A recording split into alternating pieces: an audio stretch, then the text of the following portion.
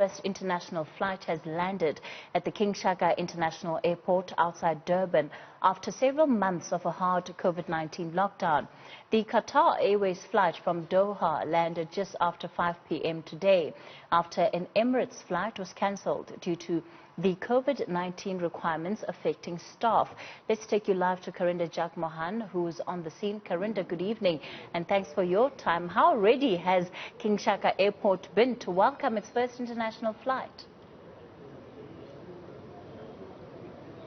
Good evening to you. Well, while it looks quiet behind me, I must tell you that this airport was a buzz of activity just around an hour ago when at least 40 passengers disembarked from that Qatar flight coming from Doha. It landed in Johannesburg first and then came here. The flight carrying mostly South African passengers who said they'd been stuck in various parts of the world for several months because of the lockdown and only managing to come through now as our international borders have opened. But just to speak more about this, I'm joined by the Shaka International Airport General Manager, Terence Delamani. Mr. Delamani, a hype of activity, good news for the airport. Tell me why there was this buzz of excitement. What has the airport industry been missing out on because of COVID-19?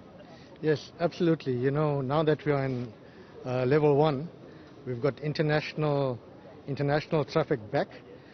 We've been between level 3 and level 2, it was just domestic.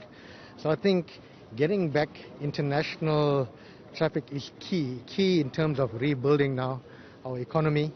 Air connectivity is actually critical in this global world, global economy. So whilst we've had some success now in implementing the processes and getting domestic flights back, getting international connectivity is absolutely critical. So it's people that haven't, as you were saying, you know, people that haven't seen their families, they've been stuck abroad for a while. Now that we've got commercial flights starting up again, those people can start coming back home.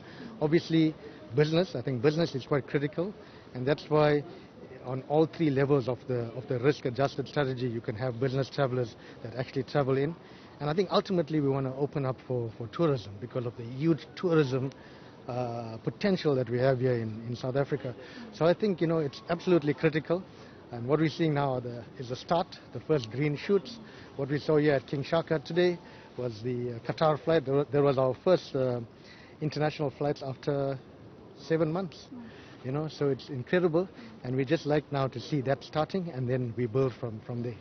There were issues previously. Yesterday, Emirates mentioned it had cancelled its first flight to Durban, was supposed to land at 1 o'clock. Has those issues been resolved in terms of regulations between airline crew and travellers? When can we expect more flights here in Durban? So essentially, yes, Emirates actually cancelled today's flight. They were going to be at 1 o'clock. And it relates to the protocols around crew screening. And it's an issue now that has been escalated to the relevant authorities.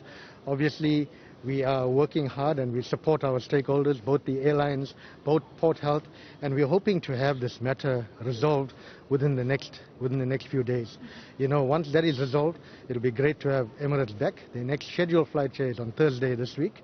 So yeah, I'm sure during the course of the week we'll get this sorted out.